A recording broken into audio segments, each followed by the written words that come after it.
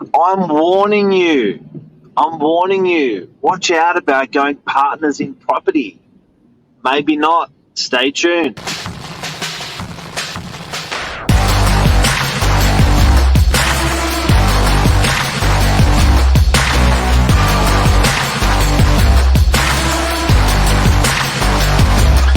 I'm the ringleader, so listen up. We're in New York. New York, baby.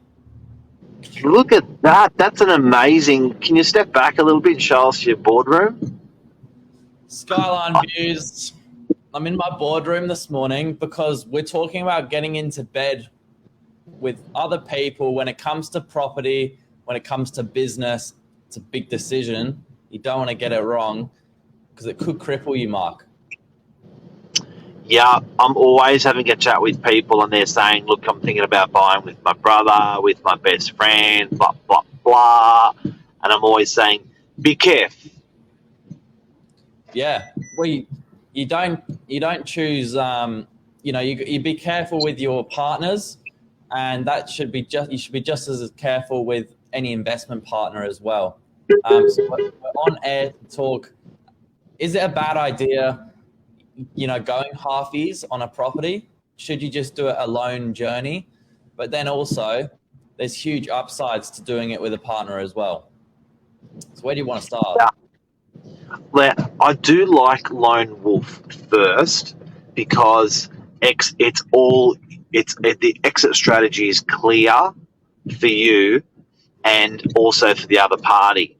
And I've always said when you have a partnership in property, you may think it's you and and the other person, but it's also your lover or potential lover wife and the other partner's a lover or potential lover wife. So suddenly your partnership of two turns to partnership of four by default when everyone gets married and gets older. It's a scary cocktail. A cocktail it is. Yep. But yeah, the lone wolf, for your number one, Mark, the best part about it is it's all yours. There's no sharing. It's just like when you get a good Christmas present. It's all yours to keep. Do what you want with it. I think that's actually maybe the best way to do it. I guarantee it is. And also with lending, you've also got to bear in mind that sometimes you can actually take on the other person's debt as well in the bank's eyes. So often people don't realise that if you're borrowing 500 grand between you, you would naturally think I'm borrowing 250 and the other half's borrowing 250, but the bank consolidates the debt that way. So you're actually generally taking on the full exposure of that debt anyway. So it's like, well, if I'm going to do that, I might as well just buy it myself. Anyway, I don't want to be poo-pooing what we're going to talk about next, but I think people get an idea. Let's talk about other going partnerships. Partnerships are beautiful, in life, and it should be in property as well. I think the idea of a partnership having two incomes against one does allow you to get more exposure into the market. You can obviously buy, 2 times what you could before. What do you think? I think with the right partner, it's powerful because it gives you so much more opportunity. I'm up for one life partner, and that's probably it. And I'm happy to do plenty of sharing that way. But any more than that, I think you can probably do it on your own back. But Billy, what are the options with property? So if you're not going to buy it in your own name, what are your options out there? Well, another one that I was reading up a little bit on is a real estate investment trust. Now, a trust, like any other trust, it deals with property, but it allows you to, what it does is it takes a number of investors as such, uses that capital to invest in property. And like any other trust, when it generates income, feeds back to the people that have put up the cash at the start. So what's nice about this version is it allows people to get into property, get some exposure in the market without actually having to finance it themselves, manage it themselves, and go through all the headache. They sort of look after that. It's not a lumpy entry as well, I think, where you're not having to come up with your big money in stamp duty. You're not having to come up with submitting to banks and stuff like that. So it's quite a silky entry and quite a silky exit as well. Now, these parties are related or unrelated? Unrelated, generally, from what I read. I'm sure there's different types. And of course, you'd want to do your research before you put your cash up with any unrelated people you don't know. But the concept of it, I think, is the bigger point that we want to talk about this morning. The concept of getting into property, getting into bed with people that you don't know. This is another option. But what's good about this option is it is managed. It's managed by professionals. It's not just some bloke who's struggling to get into the market himself and wants to get a few buddies together. These guys are professionals, and it offers some perks for people that might be not wanting to do it lone journey. So, guys, it's known as a REIT. It's affectionately known as a REIT, a real estate investment trust. There are public. You can put $1,000 in, or you can put $100,000 in general in these real estate investment trusts. The thing I like about these real estate investment trusts, I've never invested in one, by the way. But the thing I like it is particularly they're often performing better than having money in the bank, which people are saving for a deposit to buy their home. Now, some of the guys that run these real estate investment trusts, they are the best in the bloody business. What's Luke got to say?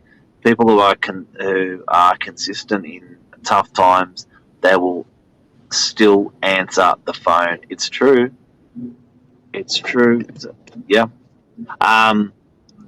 So the thing with the real estate investment trust is these are brilliant minds you're actually sharing the investment with. So yes, I guess if you're a brilliant mind, why do you want to run a real estate investment trust? Well, that's often just the type of guys they are.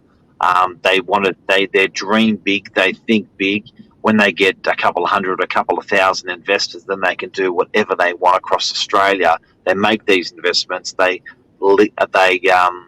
develop these investments. They crystallise and sell these investments, and they return the money back to investors. So, I think, look, I'm not a financial advisor, but I just want to it is something that's out there that's available to people. Yeah, and that's the important part, is just knowing that they're out there, because you might be thinking it's never going to happen. This could be another way. Could be a nice way to tie up maybe some retirement money and buy part of a property. Yep. I've got a client doing that at the moment. He's a fabulously successful investor in Northern Beaches property. He sold in the order of $15 or $20 million last year of property. And I'm like, what are you doing with the money? And he's like, when I'm 78, I'm sick of having to worry about tenants moving out, tenants moving in. When I'm gone, I don't want my kids to have these worries that I've got.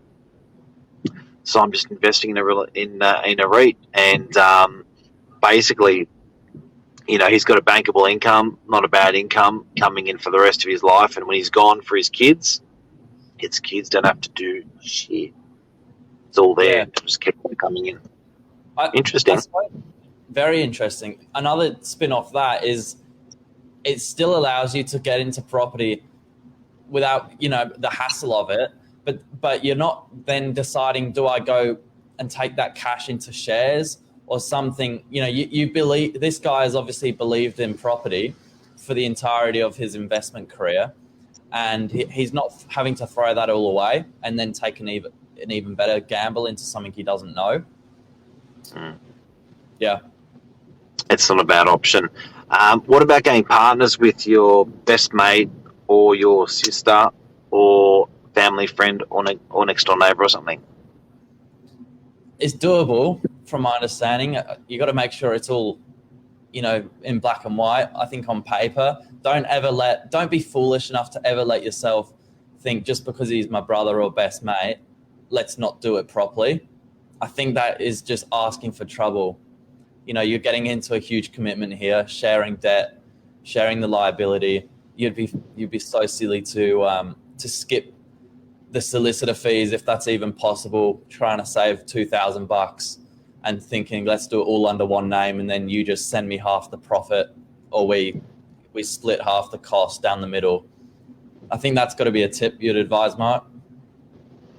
Yeah, I reckon it's a lot of stuff changes very quickly in your life. Whether you're getting married, whether you're changing careers, whether you're deciding to travel, and that sort of stuff. So I would just be really, really careful about who you're jumping into bed with if you're going partners. I generally, people come to me and say, "Look, Mark, what do you know? What don't you know?" And I generally say, "Look, just do it yourself. Wait. If you have to wait an extra year or two to save that extra little bit of deposit to do it yourself, do that, because we are often selling for people that the partnership just didn't work out, and it never sort of ends well either. So I think if you can keep your money separate, keep your money quarantined, and do it yourself, definitely. One of the biggest reasons for that is first home buyer incentives. You do lose first home buyer incentives often when you go into partnership with family or friends. But when you do it solo, you do get the full benefit of first home buyer benefits. So just be careful of that. Yeah, true. Didn't think about some of those grants, and for like me, for example, once you've taken up on those grants, they obviously don't apply later on, whether that's you're going into a partnership or whatever. So, yeah. So you tell people that, and they go, "What? I can't get the grant if I buy in this partnership," and it's like, no, once you're not a first home buyer after that, and they're like, "Ooh, I didn't know that." We invite them to the big league, Mark. What do you mean? Like, we invite them to the big league. They get scared, but we're into the big league then. Serious stuff. Yeah, you know what it is, but it's at the moment, you're probably as serious as it gets. And if you look at your situation, it was a big commitment, but when you sort of look back on it, 6 months later, it's like, it was a smaller hurdle than I actually thought. But when you're looking at it front on, it appears a much bigger hurdle than it is going solo. Yeah, it's funny. The biggest thing I've taken away from buying a property myself is when you talk a lot about trying to play the long game rather than the short game. I just think, in my opinion, it's so much easier to play the long game in the way that you've got your mortgage coming in, you just factor out those expenses, and then you almost move on. You forget about it, and it's like paying your phone bill. I'll just start saving again after I've paid the mortgage, or I'll start going out again and spending money after the mortgage has been paid. It's just like second nature. It's really a prioritization rather than a ball and chain on your leg. Do you know what I mean? It sort of just takes priority over other stuff, which is probably good to have that priority. But I think we covered most of the stuff here today on getting into bed with others. Real estate investments trust is what started this topic today, Billy. So we've spoken about people investing into that, getting into the property related stocks. That we've spoken to buying with partners, buying with family. Is there any other thing that we've missed out on getting into bed with others? Yes, there is, and it's a question for you, Mark. Was it, in your experience, was it scarier buying your first property on your own, or first property? I know you said you haven't done it with a family member, but maybe in a young relationship, not where you're already doubting it, but like you're like, well, we now share this.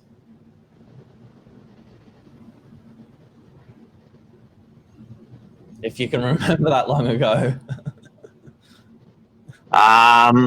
I can remember that long ago, and I think at that time there's so many other emotions that are flying around. Instead of settling them all and moving them through your head at the same time. So I was never just worried about the money side of owning properties and meeting a girl. It was sort of, you're worried about the life partner thing, and you're worrying about the kids thing, and you're worrying about the money thing, and you're worrying about the property thing.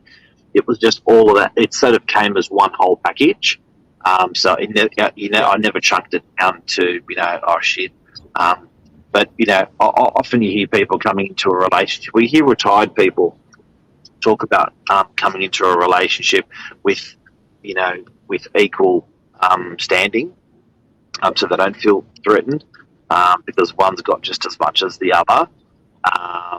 But yeah, to answer your question, yeah, it was definitely there, but it was one of many decisions being made at the same time. So it's sort of it just got all packaged up in that.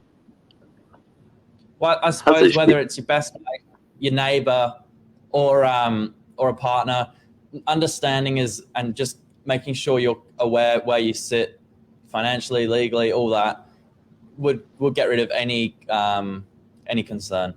Because at the end of the day, you prepare yourself for that, and that's it. Done deal. Big time. And pay the pros, for good legal advice and accounting advice, or people that you love and respect that have done it before. Definitely, if you're looking at getting into bed with people, definitely speak to other people that don't have those interests at heart, like they're not involved. You know what I mean? And get some advice from those guys. That's a wrap. Thanks, Mark. See you back in DY soon. See you, bud.